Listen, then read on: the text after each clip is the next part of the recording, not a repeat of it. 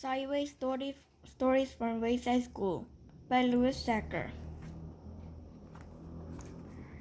Chapter 1. Mrs. Gorf. Mrs. Gorf had a long tongue and pointed ears. She was the meanest teacher in Wayside School. She taught the class on the 30th story. If you children are bad, she warned, or if you answer a problem wrong, I wiggle my ears, stuck in my tongue, and turn you into apples. Mrs. Gorf didn't like the children, but she loved the apples. Joe couldn't add. He couldn't even count. But he knew that if he answered a problem wrong, he would be turned into an apple. So he copied from John. He didn't like to cheat, but Mrs. Gorf had never taught him how to add. One day, Mrs. Gorf caught Joe copying John's letter.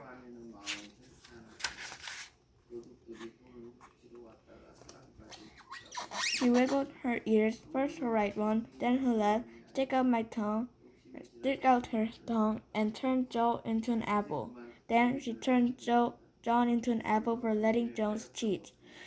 Hey, that isn't fair, said Todd. John was only trying to help a friend. Mrs. Gorf wiggled her ears, first her right one, then her left, stick out her tongue, and turned Todd into an apple. Does anybody have an opinion? She asked. Nobody said a word. Mrs. Gorf laughed and placed the 3 apples on her desk. Stephen started to cry. He couldn't help it. He was scared. I do not allow crying in the classroom, said Mrs. Gorf. She wiggled her ears, first her right one, then her left, stuck out her tongue, and turned Stephen into an apple.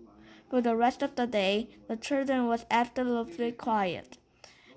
And when they went home, they were too scared even to talk to their parents. But Joe, John, Todd, and Stephen couldn't go home.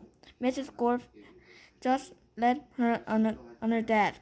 They were able to talk to each other, but they didn't have much to say. Their parents were really worried. They didn't know where the children are. Nobody seemed to know. The next day, Kathy was late for school. As soon as she walked in, Mrs. Gorf turned her into an apple. Paul sneezed during class. He was turned into an apple. Nancy said, God bless you. And when Paul sneezed, Mrs. Gorf wiggled her ears, first her right one, then her left, stuck out her tongue, and turned Nancy into an apple. Terence fell out of the chair. He was turned into an apple. Marisha tried to run away. She was happy to the door as Mrs. Gorf's right ear began to wiggle. When she reached the door, Mrs. Gorf's left ear wiggled. Marisha opened the door and one foot outside when Mrs. Gorf stuck out her tongue. Marisha became an apple. Mrs. Gorf picked up an apple from the floor and put it on the desk with the others. Then a funny thing happened. Mrs. Gorf turned around and fell on a piece of chalk. The 3 arrows left. They were turned into apples. Mrs. Gorf touched an apple on her desk. Joe, John, Todd, Stephen, Kathy, Paul, Nancy, Terence, Marisha, and 3 Erics at a fry, Eric Bacon, Eric's ovens. Louis, the art teacher, walked into the classroom. He had missed the children at recess. He had heard that Mrs. Gorf was a mean teacher. So he came up to investigate. He saw 12 apples on Mrs. Gorf's desk. I must be wrong, he thought. She must be a good teacher if so many children bring her apples. She walked back down to the playground.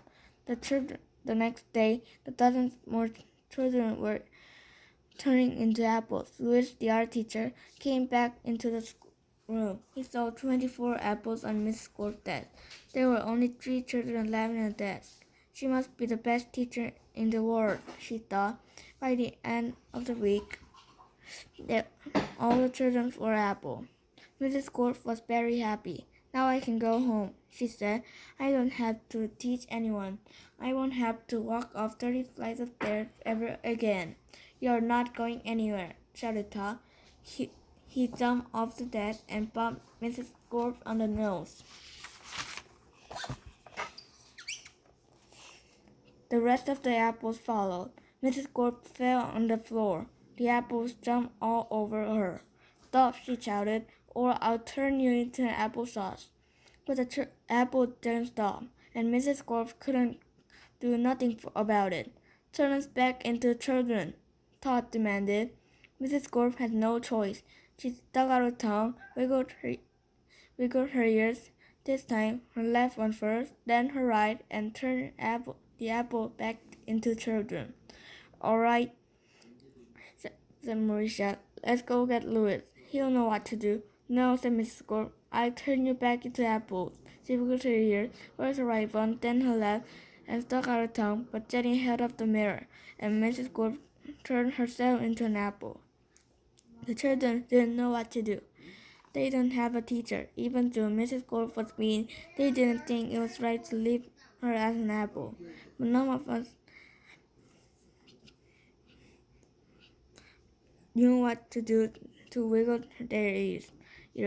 Louis, the art teacher, walked in. Where is Mrs. Gorf? He asked. Nobody said a word. Oh, I'm hungry, said Louis. I don't think Mrs. Gorf would be mine if I ate these apples. After all, she always has so many. She picked up the apple, which was really Mrs. Gorf, shined it up and on it short, and ate it.